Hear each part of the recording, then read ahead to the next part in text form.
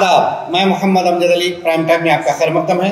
नाज़रीन इकराम, हुकूमत तेलंगाना हो या हुकूमत राजस्थान हो या फिर मरकज़ी हुकूमत हो, कोई भी हुकूमत हो रहा ये कि उर्दू के साथ मुसलसिल नाइंसाफ़ी हो रही है। न सिर्फ उर्दू बल्कि इसकी वजह से मदरसा तालीम भी मुतासिर हो रही है।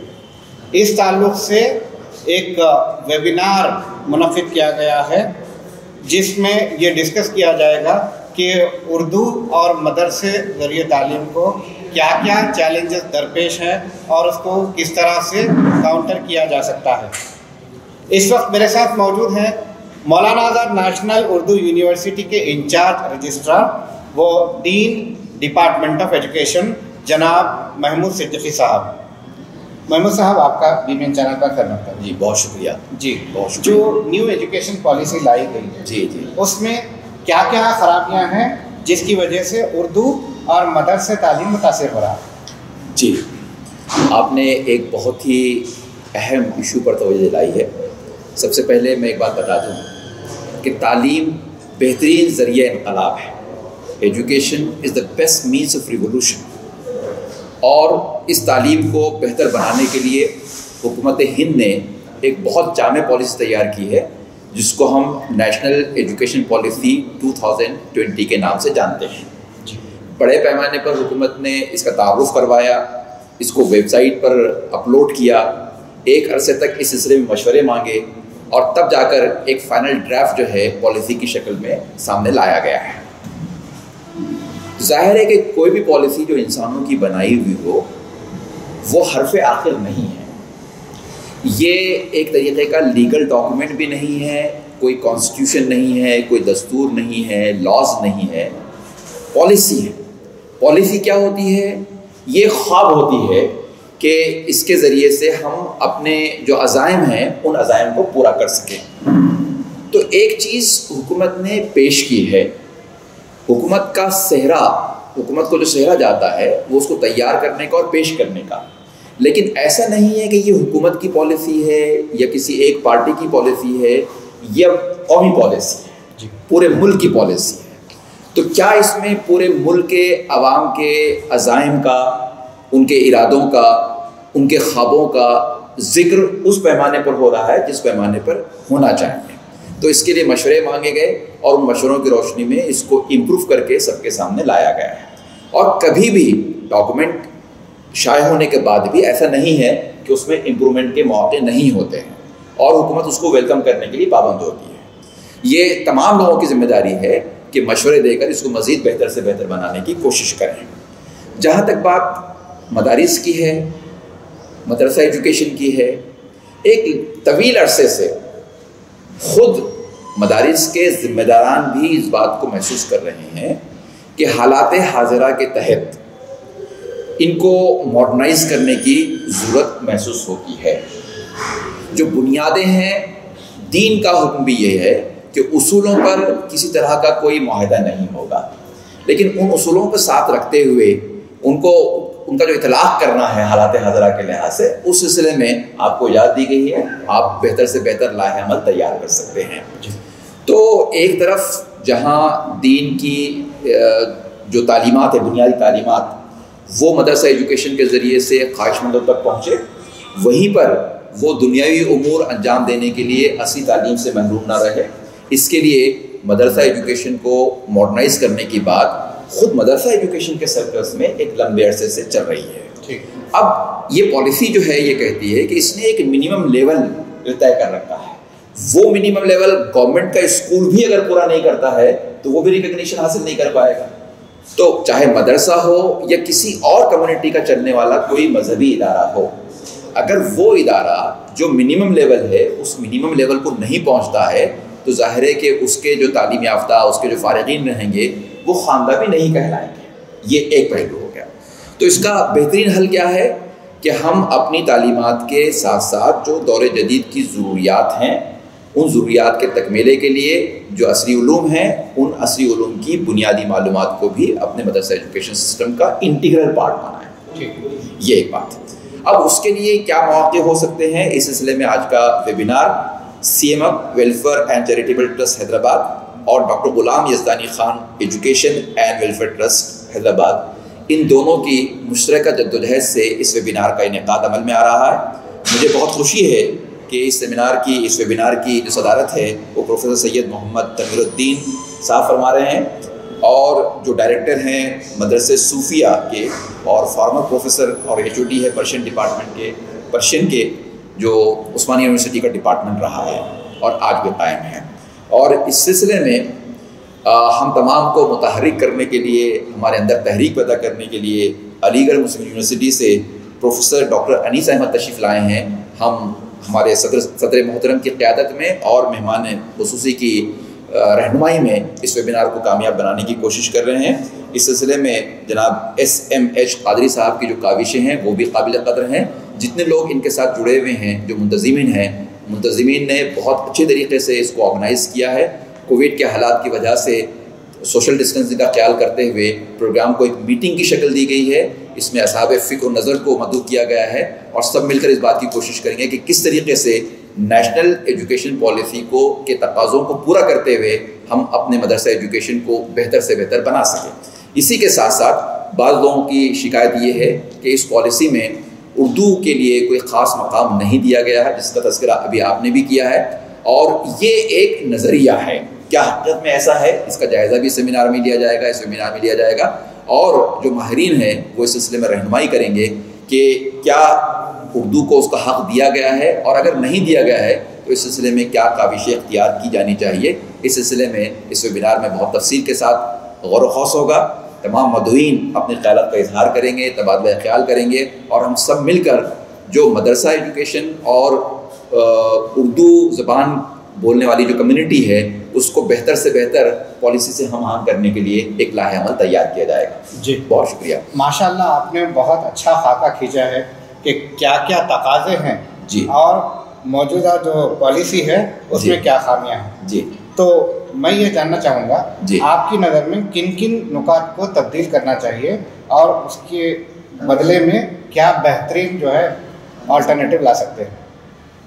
دیکھیے، پالیسی میں بذات خود جو ہے بنیادی طور پر یہ بات کہی گئی کہ یہ پالیسی جو ہے ایک طریقے سے اگر دیکھا جائے تو ایکویٹی پر اور انکلوزنس پر زور دیتی ہے نا، کہ ایک تو یہ کہ عدل ہو اور دوسرے کہ سب کی شمولیت ہو۔ تو یہ دو بہت ہی اس کے جو بنیادی مقاصد ایک طریقے سے میری نظر میں ہے، یہ بہت اہم مقاصد ہے۔ اس کے لحاظ سے سب کو شامل کرنے کی کوشش ہونی چاہیے، اور یہ کہ چاہے زبان کا معاملہ ہو، چاہے مضامین کا معاملہ ہو، جس سے کہا گیا کہ فلیکسیبلٹی، تو وہ جو لچک ہے جس کا گورنمنٹ نے جو ہے دعویٰ کیا ہے اور ارباب مجاز نے دعویٰ کیا ہے، وہ لچک بہت اچھی چیز ہے۔ ہندوستان جیسے وسیع ملک میں جہاں کے مختلف مذاہب کے ماننے والے، مختلف زبانوں کے بولنے والے، مختلف کلچرز کو فالو کرنے والے لوگ موجود ہیں، تو ایک جو ہے بہت ریجڈ قسم کی پالیسی نہیں بلکہ ایک فلیکسیبل قسم کی پالیسی کی ضرورت ہے، اور اس میں گنجائش موجود ہے۔ پالیسی کی بنیادوں میں وہ گنجائش موجود ہے، سب کو مشورہ دے کر سب کو شامل کرنے کی ضرورت محسوس ہوتی ہے۔ جی محمد صدیقی صاحب، آپ کا بہت شکریہ ہم سے بات کرنے کا۔ بہت شکریہ، جزاک اللہ۔ تو ناظرین کرام، محمود صدیقی صاحب سے ہم بات کر رہے تھے جو کہ انچارج رجسٹرار ہے مولانا آزاد نیشنل اردو یونیورسٹی کے۔ اب ہم بات کریں گے پروفیسر انیس احمد صاحب سے، جو کہ علی گڑھ مسلم یونیورسٹی میں کیمسٹری کے پروفیسر ہونے کے باوجود وہ اردو اور مدرسہ تعلیم پر بہت دلچسپی لیتے ہیں اور بہت جو ہے اچھے اقدامات کرتے ہیں۔ تو آئیے ناظرین، پروفیسر انیس احمد صاحب سے بات کرتے ہیں، جو کہ علی گڑھ مسلم یونیورسٹی میں کیمسٹری کے پروفیسر ہیں اور القلم کے جو ہے بانی بھی ہے۔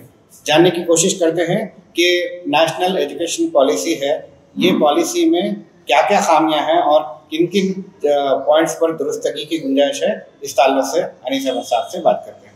انیس احمد صاحب، آپ کا BBN چینل پر خدمت۔ جی، تھوڑا باہر بلند کرنا۔ جی، السلام علیکم ناظرین۔ نیشنل ایجوکیشن پالیسی ایک بہت اہم پالیسی ہے اور ہمارے لیے ایک چیلنج ہے، اور مواقع بھی فراہم کرتی ہے چیلنج کے ساتھ ساتھ۔ تو میں آج اس چیز پر گفتگو کرنے والا ہوں، وہ یہی ہے کہ یہ ایک اچھا موقع ہے کہ ہم اس چیلنج کو قبول کریں اور ہم اپنے مستقبل میں آنے والی نسلوں کے لیے ایسا لائحہ عمل تیار کریں کہ جو ان کی دین کی بقا، ان کے تشخص کا ضامن ہو، اور ساتھ ساتھ وہ عصری علوم کے اندر بھی ماہر ہوں، تاکہ وہ اپنے سارے آنے والے جو سیلاب ہیں جو ان کو دین سے ہٹا سکتے ہیں، ان کو تعلیم سے ہٹا سکتے ہیں، ان سب کو صرف برداشت نہ کریں بلکہ وہ اس کا رخ موڑنے والے ہو جائیں۔ یہ اہم چیز ہے، اسی کو آج ہمیں ڈسکس کرنا ہے ان چیزوں کو، اور اس کے لیے ہم نے اردو کو میڈیم بنایا ہے اپنے مدرسوں کے لیے، اپنے ماڈل مدرسہ سسٹم جو یہ ہم نے ایک پمفلیٹ شائع کیا ہے۔ اس میں یہی ہے کہ ہم اپنا ایک مثالی مدرسے ایسے بنائیں جو لوگوں کے لیے لائق عمل ہوں اور جو قوم کی دونوں ضروریات کو پورا کریں، دینی اور عصری علوم کو ایک ہی جگہ، الگ الگ نہیں۔ It is a combined and well research programme through which جس کے ذریعے سے ہم پرائمری پری پرائمری سے لے کر کے اور سینئر سیکنڈری تک اس سسٹم کو لاگو کریں گے۔ الحمدللہ ہمارا یہ سسٹم تیار ہے، کچھ جگہ پر شروع بھی ہو گیا ہے پری پرائمری لیول پر، اسی کے لیے ہم نے کتابیں مرتب کی ہیں، اور مقصد یہ ہے کہ ایسے ہمارے نکلنے والے گریجویٹس یہاں سے پیدا ہوں جو نرم گفتار ہوں، کثیر لسانی ہوں اور دور اندیش ہوں، تاکہ وہ قوم کے لیے رہبر بن سکے۔ ہمارا آج کا موضوع ٹھیک ہے۔ اب جو ایجوکیشن پالیسی جو ہے بنائی گئی ہے، جس طرح سے محمود صدیقی صاحب نے بھی بتایا کہ یہ حرف آخر نہیں ہوتا ہے، اس میں تبدیلیاں کی جا سکتی ہیں، آپ کے حساب سے کن کن چیزوں کی تبدیلی عمل میں لانی چاہیے؟ میں نے جیسے عرض کیا کہ پالیسی کے اندر شروع کے پالیسی میں جو ڈسٹریبیوٹ کیا گیا ہے وہ 4 حصوں میں ڈسٹریبیوٹ ہے۔ پہلا ہے فاؤنڈیشن، دوسرا ہے پرائمری، تیسرا ہے مڈل اور چوتھا ہے سیکنڈری۔ یہ 4 اسٹیجز ہیں جس میں ہمیں یہ فلیکسیبلٹی دی گئی ہے کہ ہم فاؤنڈیشن میں جو 5 سال کا ہے اس کے اندر ہم اپنی مادری زبان میں پڑھا سکتے ہیں، اپنی جو چیزیں چاہے وہ پڑھا سکتے ہیں، تو یہ ہمارے لیے اچھا موقع ہے۔ اور بعد میں تو ہمیں پورے قوم کو ایک ساتھ لے کے چلنا ہے، ظاہر سی بات ہے اس میں ہندو اور مسلم کی کوئی اور کوئی قید نہیں ہے، تو ہمیں اس پالیسی سے فائدہ اٹھانا چاہیے اور اس کے اندر اپنے لیے راہ نکالنی چاہیے، جو اللہ کا شکر ہے ہم نے نکالا۔ ایک سوال پرسنل ہے، آپ سے پوچھنا چاہوں گا، باوجود آپ کیمسٹری کے پروفیسر ہونے کے آپ مدرسہ تعلیم میں کافی دلچسپی لیتے ہیں، اس کی کیا وجہ ہے؟ بیسیکلی یہ ایک درد ہے جو 20-25 سال پرانا ہے، اور اس میں ہم مدرسے کے جب جاتے تھے دیکھتے تھے، کیونکہ بچپن میں ہم نے بھی مدرسے میں اس طرح سے تعلیم تو حاصل نہیں کی، لیکن عربی اور فارسی پڑھی تھی، بھول چکے وہ الگ بات ہے، لیکن اردو سے دلچسپی رہی، ہندی سے بھی دلچسپی رہی، اور یونیورسٹی میں آ کے انگریزی سے بھی دلچسپی رہی، اور ہم نے چونکہ ایک ذمہ داری سمجھی ہے کہ ہمیں اللہ نے اگر ایک اسٹیٹس دیا ہے تو، اور شخصیت کا مشن بھی ہے کہ چراغ سے چراغ جلایا جائے، اور صرف علی گڑھ یونیورسٹی تک محیط نہ رہے، بلکہ علی گڑھ یونیورسٹی تو ایک موومنٹ ہے کہ جس کو ہمیں تعلیم کو اس ذریعے عام کرنا ہے۔ تو جس طرف کسی کی توجہ نہیں تھی، مدرسے کی مدد مالی اعتبار سے کر دی جاتی تھی، کچھ اور کر دیا جاتا تھا، حکومت ہند بھی مالی اعتبار سے کچھ پیسے دے دیتی تھی، لیکن ان کو ایسا سسٹم پرووائڈ نہیں کیا گیا کسی بھی ذریعے سے کہ جو ایک وہ کمپوزٹ ٹیچنگ ہو سکے اور دونوں تعلیم بیک وقت پڑھائی جا سکے۔ تو ہم نے اس چیلنج کو قبول کر کے اپنی ذمہ داری سمجھتے ہوئے اس فیلڈ میں حصہ لیا، اور لاک ڈاؤن نے ہمیں اس کے لیے بہت اچھا موقع فراہم کیا۔ اس کے لیے ہم نے 14 سے 18 گھنٹے ہر روز دیے اور دیتے رہیں گے انشاءاللہ جب تک ہمت ہے، اور اس کے لیے ہم نے سب چیزیں تیار کی، کتابیں بھی لکھی۔ یہ سنگل ہینڈڈ کام ہے کتابوں کا، البتہ علماء کرام سے اس کو ہم نے ریویو کرا لیا، علماء کرام کی دیکھ ریکھ میں ہوا ہے، کیا ہم سے بات کرنے کا بہت شکریہ۔ ناظرین، یہ تھے پروفیسر انیس احمد صاحب، علی گڑھ مسلم یونیورسٹی میں کیمسٹری کے پروفیسر ہیں۔ انہوں نے نیو ایجوکیشن پالیسی اور اس میں کن کن چیزوں کو تبدیل کرنا چاہیے اس تعلق سے ہمیں بتایا۔ اب ہم بات کرنا ضروری سمجھیں گے جناب سید تنویر الدین خدانمائی صاحب سے، جو کہ نہ صرف فارسی کے پروفیسر رہ چکے ہیں جامعہ عثمانیہ میں، بلکہ درس صوفیہ کا ایک بہترین جو ہے سلسلہ ان کے پاس موجود ہے۔ یہ مدرسہ تعلیم کو درپیش چیلنجز کے تعلق سے کیا کہتے ہیں، ہم ان سے بات کرنے کی کوشش کریں گے۔ تو ناظرین، مولانا سید تنویر الدین خدانمائی صاحب سے بات کرتے ہیں۔ جیسا کہ میں نے بتایا کہ یہ سابقہ فارسی کے پروفیسر ہیں جامعہ عثمانیہ کے اور مدرسہ صوفیہ کے جو ہے ڈائریکٹر ہیں. آئیے ان سے جاننے کی کوشش کرتے ہیں کہ موجودہ تعلیمی جو پالیسی ہے اس میں کیا کیا خامیاں ہیں اور ان کو درست کس طرح سے کیا جا سکتا ہے. السلام علیکم ورحمۃ اللہ تعالیٰ وبرکاتہ. میں اس سلسلے میں سب سے پہلی جو بات ہے یہ اس پالیسی کو میں نے پڑھا ہے. میں نے محسوس کیا کہ اس میں جو ہندوستان میں جتنے اسٹیٹ ہیں وہ اسٹیٹ کی لینگویج کو مدر ٹنگ وہ تصور کر رہے ہیں. چونکہ اردو کا کوئی اسٹیٹ نہیں ہے لہٰذا یہ مدر ٹنگ نہیں ہے. اگر انصاف کی نظر سے دیکھا جائے تلنگانہ کی تیلگو ہے، مہاراشٹر کی مراٹھی ہے، کرناٹک کی کنڑی ہے، شمال میں جائیے ہندی ہے، اڑیا ہے، وہ فلاں ہے، بنگالی ہے. کیا ان تمام اسٹیٹس میں ہندوستان میں جتنے ہیں رابطے کی کوئی زبان ہے؟ بولتے اردو ہیں لیکن اس کو ہندی کہتے ہیں. آپ کو میں بتلانا چاہوں گا ہندوستان بھر کے آپ لوگ ہیں، اگر یہاں حیدرآباد میں پچھم بولے تو انہیں ایک ہفتے تک اس پچھم کی طرح نہیں بتا سکتا. کیا اس سے پوچھنا پڑے گا، پورا بالکل نہیں پہچان سکے گا دکن کا آدمی. مشرق مغرب شمال جنوب فوری سمجھ جائے گا. رابطے کی زبان کون سی ہے؟ تو یہاں پر علی گڑھ مسلم یونیورسٹی کے وائس چانسلر تھے جو ہمارے پاس یہاں پر تھے عثمانیہ میں، بعد میں وہاں گئے تو انہوں نے اس پہ تقریر کی، ایک بات کہا ساری فلمیں اردو ہیں، اس کا نام بولتے ہیں ہندی. خدا کی قسم وہ فلم آیا تھا زمانے میں، بولے تو یہ اردو ہے. اس کے بعد 1 2 3 4 5 6 8 10 ایک سانس میں گنا کے بولے اس میں ہندی ہے کون سا؟ آپ کے سامنے یہ فقیر جو بیٹھا ہوا ہے سب کا تجربہ 10 سال 20 سال 25 سال، باپ دادا کا ملا کے 100 سال، یا باپ دادا کا تجربہ ملا کے 400 سال کا تجربہ ہمارے پاس موجود ہے. اردو زبان کے دکنی کی اردو کے جو فاؤنڈرز ہیں، فرسٹ پروز رائٹر ہیں، وہ میرے 14ویں دادا ہوتے ہیں. تو زبان جو ایولیوشن ہوا زبان کا ہر لمحہ ہمارے پاس محفوظ ہے، ڈاکومنٹری شکل میں محفوظ ہے، میوزیمز میں، ہمارے گھروں میں، ہمارے دلوں میں. تو یہاں جو دشواری ہو رہی ہے، ہر کے آمد عمارت نو ساخت، جو آیا نئی بلڈنگ بنایا، رفت منزل پہ دیگری پردہ، جب چلے گیا تو اپنا گھر دوسرے کو دے کے چلے گا. حکومتیں بدلتی رہتی ہیں اور ایک نیا قانون لاتے ہیں ان کے ذہن کے لحاظ سے، تجربے کے لحاظ سے. یہ پالیسی بھی جیسا کہ رجسٹرار صاحب نے فرمایا کہ حرف آخر نہیں ہوتا ہے کچھ بھی،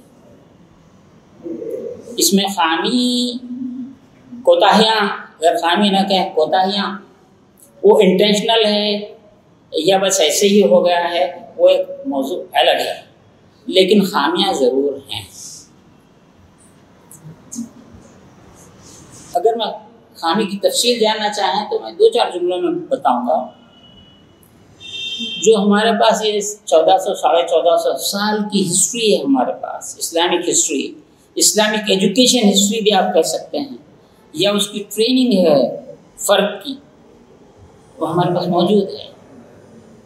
ابتدائی زمانہ انڈیویجول تھا، استاد شاگرد، وہ بچہ اس شاگرد وہ شاگرد استاد کے پاس الف با تا یا الفابیٹ سیکھتا، تو آخر میں ایسٹرونومی، فلاسفی، زمین و آسمان، افلاک، 7 آسمان 7 زمین، سب کا علم حاصل کرتا. کوتاہی تو رہتی ہے لیکن سب حاصل ہوتا تھا. بعد میں وہ انسٹیٹیوشن کی شکل بننے لگی. مدرسہ، انگلش ٹرانسلیشن، اسکول. اگر چونکہ اسکول کا معنی مدرسہ ہے اور اس لفظ سے اگر کسی کو چڑ ہوتی ہے تو لینگویجز پورے ختم کرنا پڑے گا، لینگویجز ڈپارٹمنٹ پورے بند کر دینا. اس کے اختلافات اپنی جگہ ہیں، یہ تقریر نہیں ہے، انٹرویو ہے.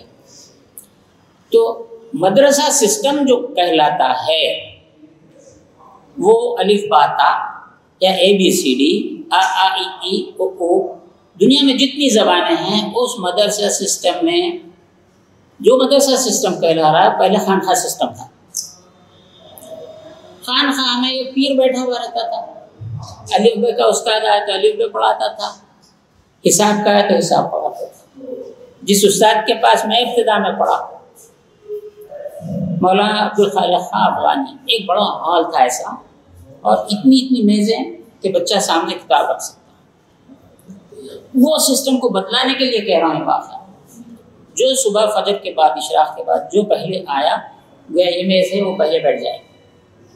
تو الف بے پڑھنے والا آیا، کوئی پی ایچ ڈی والا ہے اس کے بعد بیٹھ جائے، سنسکرت پڑھنے والا بیٹھ جائے، انگلش والا آیا بیٹھ جائے، عربی والا آیا بیٹھ جائے، گریجویشن کا ہے، درمیان کا ہے، کوئی آ جائے، قرات پڑھنے والا ایک کے بعد ایک بیٹھ جائے۔ تو مولانا عبدالخالق خان صاحب جب اشراق وغیرہ پڑھ کے آتے وہ بچے کے پاس جاتے، وہ بچے کو پڑھا دیتے، اس کے بعد وہ پی ایچ ڈی والے کو اس کی ٹاپک بتاتے، سمجھاتے، پھر اس کے بعد ہر بچے کے پاس استاد جاتا تھا اور پڑھا دیتا تھا۔ یہ وہ زمانے کا معاملہ ہے، اور بزرگوں کی کرامات بہت ہیں۔ ان کی کرامت یہ تھی کہ میری انگلی کے پاس رکھو، انہوں ایسا پڑھا دیے تو وہ لائن اس کو یاد ہی ہو جاتی تھی۔ یہ ایکسیپشنل بات ہے۔ تو مدرسے میں یا خانقاہ میں یہ ہوتا تھا، تزکیہ نفس کرنے والا تزکیہ نفس کرتا، زبان سیکھنے والا زبان سیکھتا، عربی والا عربی، فارسی والا فارسی، ترکی والا ترکی۔ یہ سسٹم 1800 کچھ جان میکالے تک چلتے رہا۔ وہاں سے انہوں نے انگریزی کو انٹروڈیوس کیا اور اس کو روزگار کی زبان کہہ دیا، دنیا کے طالبوں کو ایک جگہ کر دیا، دنیا کے طلب کرنے والوں کو ایک جگہ کر کے ایک مدرسہ بنا دیا۔ دینداروں کو بولے تم کو اللہ چاہیے نا، اس کی ضرورت نہیں، جاؤ تم اللہ کو تلاش کر لو۔ پھر اس میں 2 برانچز ہو گئے، ایک علم ظاہر کا ہو گیا، ایک صفائی کا ہو گیا۔ اس طریقے سے ہمارے ایجوکیشن سسٹم کو وہاں سے دھکا لگا۔ علماء کے لیے روزگار کے مواقع محدود ہوتے چلے گئے۔ وہ مدرسے میں یا خانقاہ میں الف باتا سے لے کے میتھس، سائنس، کیمسٹری، آپ جو فزکس سب چیزیں پڑھ لیجیے، لیکن اب نہیں ہو سکتا ہے، یہ الگ الگ ہو گیا۔ اگر آپ ماہر کو بلا لیتے ہیں، فائنانس کا مسئلہ پیدا ہوتا ہے، یہ معاملہ خراب ہو گیا۔ نوبت بائیجا رسید نیشنل ایجوکیشن پالیسی آپ کے سامنے آئی ہے۔ آگے حل کی بات ہے تو حل میں ایک چھوٹی فارسی کی ایک نظم ہے، چشمہ و سنگ۔ چشمہ پانی کا چشمہ، سنگ پہاڑ پتھر۔ ایک پہاڑ کے دامن میں سے ایک چشمہ پھوٹا اور بہنے لگا، بہتے بہتے بہتے کچھ وہاں پانی جمع ہو گیا، ایک بہت بڑا پہاڑ آڑ آ گیا، پانی جمع ہو گیا، وہ پہاڑ سے پانی ٹکراتا تھا، کیونکہ پہاڑ راستہ نہیں دے رہا ہے۔ تو یہ پانی بہت نرم ہوتا ہے، پاک ہوتا ہے، خود صاف ہوتا ہے، دوسروں کو صاف کرتا ہے۔ بالآخر وہ ٹکراتے اس پہاڑ کے دامن سے ایک نرم زمین ملی اور پھر چشمہ جاری ہو گیا، پہاڑ وہیں کھڑا ہوا رہا۔ آج ہم کو یہی کام کرنا ہے، خود پاک دوسروں کو پاک۔ راستہ روکتے کب تک روکتے؟ فطرت کے خلاف جب کوئی چلے گا تو وہ ویسا چلنے والا، ایجاد چلانے والا ٹوٹ جائے گا۔ رشیا آپ کے سامنے ہے۔ بہت شکریہ آپ کا۔ تو ناظرین، یہ تھے سید تنویر الدین خدا نمائی صاحب، سابقہ فارسی کے پروفیسر جامعہ عثمانیہ کے۔ انہوں نے بہترین انداز میں بتایا کہ کس طرح سے اردو، حالانکہ بہت زیادہ استعمال ہوتی ہے زبان، مگر نام اردو نہیں دیا جاتا، جس طرح سے فلموں میں ہوتا ہے۔ سارے جو ہے ڈائلاگس ہوتے ہیں، نظمیں ہوتے ہیں، سارے اردو میں ہوتے ہیں، مگر سرٹیفکیٹ دیا جاتا ہے ہندی فلم کا۔ تو عامر خان کے جو والد تھے منصور خان، وہ میرے خیال سے واحد فلم ڈائریکٹر تھے جو اردو میں سرٹیفکیٹ لیا کرتے تھے فلم کا۔ اور دھرمیندر نے بھی بتایا ہے، سابقہ ایکٹر، کہ یہ اردو ہندی فلم ہوتی ہے، یہ ہندی فلم نہیں ہوتی۔ اگر آپ ہندی فلم بنائیں گے تو نہیں چلے گی۔ تو اردو کی اتنی اہمیت ہے، پھر بھی بہت سارے لوگ اس کو نظر انداز کرنے کی کوشش کرتے ہیں. جس طرح سے مولانا نے بتایا کہ یہ کسی علاقے کی ریجن کی زبان نہیں ہونے کی وجہ سے بھی اسے مدر ٹنگ نہیں کہا جاتا ہے. بہرحال کچھ بھی کر لیں اردو کو بنا نہیں کیا جا سکتا. اور پھر جو تعلیم کا جو نظام ہے وہ خانقاہی نظام ہو تو بہتر ہوتا ہے. تعلیم پختگی سے اور جو ہے دیر پا جو ہے حاصل ہو سکتی ہے. اب دیکھنا یہ ہے کہ حکومت اس کا کس طرح سے نوٹ لیتی ہے اور کیا کیا تبدیلیاں اس میں لاتی ہے تاکہ مدرسہ ایجوکیشن اور اردو ذریعے تعلیم متاثر نہ ہو. ہمیں دیجیے اجازت. شب بخیر.